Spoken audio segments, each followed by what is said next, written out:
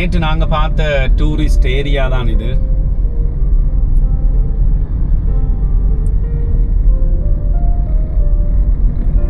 இரவுல பார்க்கறதுக்கும் பகல்ல பார்க்கறதுக்கும் செட்டியான வித்தியாசம் இருக்கு.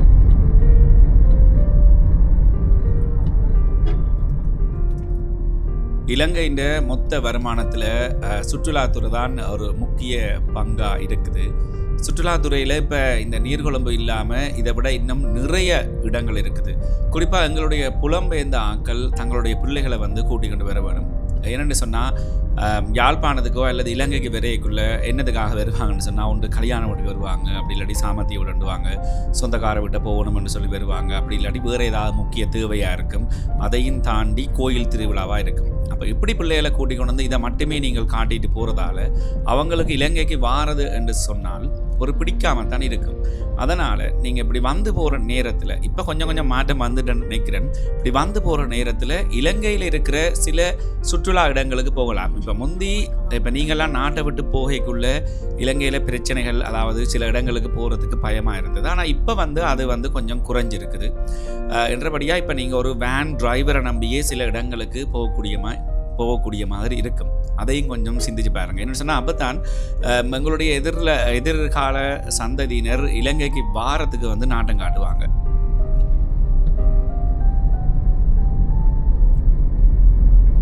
மரதன் நடக்குது போலக்கு.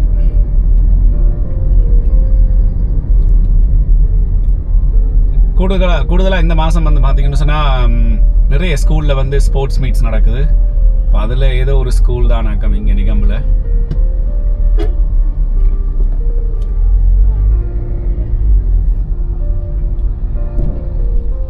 ஏனண்டா உலகத்தில் இருந்து எந்தெந்த நாட்டில் இருந்தோ இலங்கையை சுற்றுலாத்துறைக்கு இந்த இடத்த பார்த்துட்டு போகிறாங்க. இந்த இடங்களில் இருக்கிற விஷயங்களை அறிஞ்சு கொண்டு போகிறாங்க. சில பேர் மாதக்கணக்காக நிற்கிறாங்க வெளிநாட்டாக்கள் இலங்கைக்கு ஆனால் நாங்கள் இலங்கையை பூர்வீகமாக கொண்ட நாங்கள் எங்களுடைய பிள்ளைகளை கூட்டிக் கொண்டு காட்டினா மட்டும்தான் இலங்கையிலையும் இப்படி இருக்குது என்று சொல்லி அவங்களுக்கு தெரிய வரும்.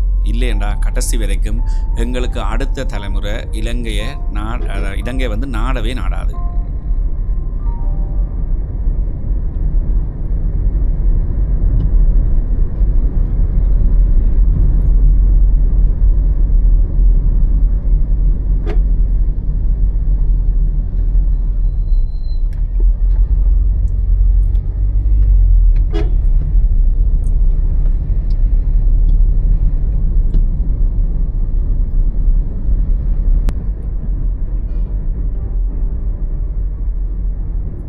இலங்கையில் வாகனங்களோட பாவனை கூடிக்கொண்டு தான் போகுதுன்னு சொல்லலாம். முந்தி வீட்டுக்கு ஒரு சைக்கிள், மோட்டர் சைக்கிள் இருக்கும். இப்போ வீட்டுக்கு ஒரு கார் என்ற அளவுக்கு வந்துட்டு ஒரு கார் அல்லது 2 மோட்டர் சைக்கிள். இப்படித்தான் அவரேஜாக யாழ்ப்பாணத்துலேயும் சரி வேறு இடங்கள்லையும் சரி வாகனங்கள் இருக்குது.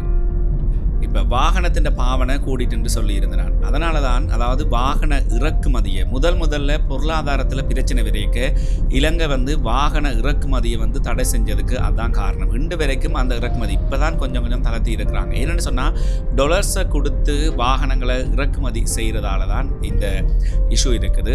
அதனால் நான் என்ன சொல்ல வரேன்னு சொன்னால் அந்த வாகனங்களோட பாவனை கூடுதலாக இருக்குது. அதாவது வாகன நெரிசலும் கூட வாகனத்தின் பாவனையும் கூட. புதுசாக வாகனம் வாங்குறதா அல்லது பழைய வாகனங்களை பராமரித்து பாவிக்கிறதா அப்படி என்று சொல்லி ஒரு பெரிய ஒரு கேள்வி போராட்டமே போய்கொண்டிருக்குது. ஏன்னு சொன்னால் புதுசாக வர வாகனங்கள் விலை கூடுதலாக இருக்குது. இப்போ இந்த எல்லா யூடியூப்கள்லையும் இந்த நியூஸ் சேனல் வழியும் என்ன சொல்லி கொண்டு வராங்கன்னு சொன்னால் எதிர்வரும் காலங்களில் வாகன இறக்குமதியில் வாகனம் விலை கூடிக்கொண்டே போகும். இப்போ சில நிறுவனங்கள் வாகனத்தினுடைய விலையை தெரிவிச்சிட்டாங்க.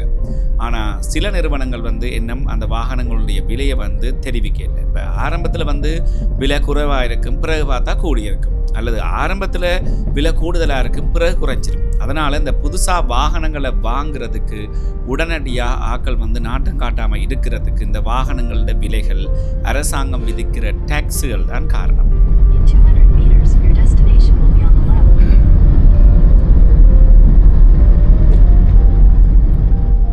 அதாவது புது வாகனமாக இருந்தாலும் சரி, பழைய வாகனமாக இருந்தாலும் சரி, அந்த பழைய வாகனங்கள் இருக்கிற பட்சத்தை அதை நல்ல நிலையில் பராமரிக்கிறது மிக முக்கியமான ஒரு விஷயமா இருக்கு. டொயோட்டா லங்காக்கு வந்திருக்கிறேன். ஓ ஐயா, අපොයින්ට්මන්ට් එකක් තියෙනවා. සර්විස් එකද? ඔව් සර්විස් එක තමයි. මයිලේජ් දෙන්න පොඩ්ඩක් කියන්න. මයිලේජ් එකද 106973. 106973.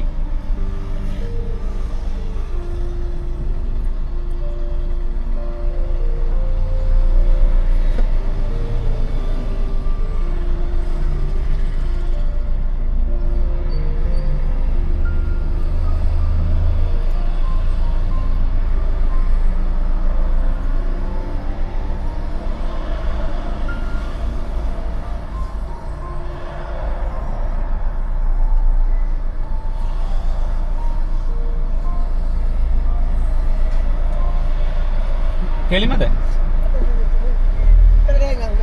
ලෑන්ඩ් කුසද එක? ඔව්. එයා තියනවා ඉතින්.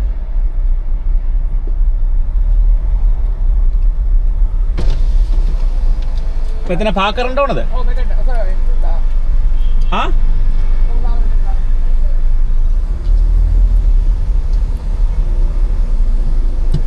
පාක් பண்ண சொல்லிනම්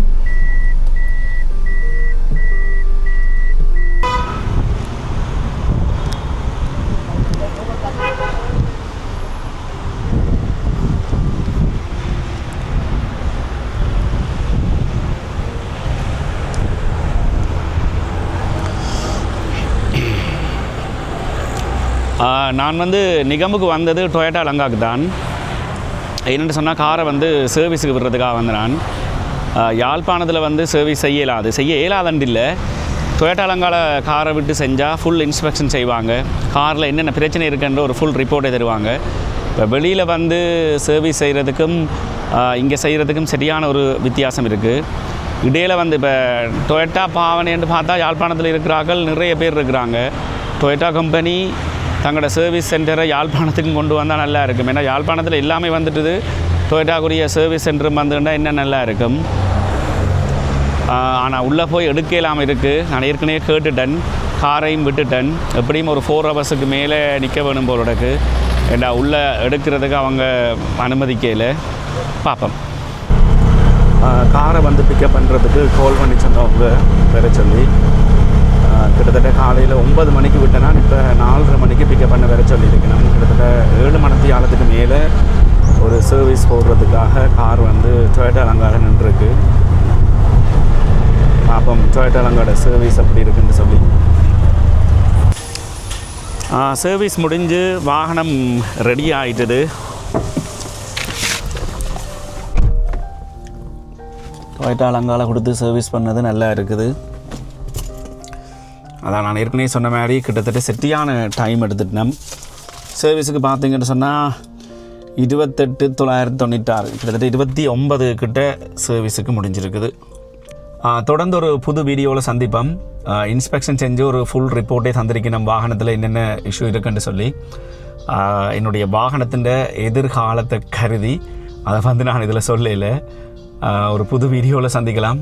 பாய்.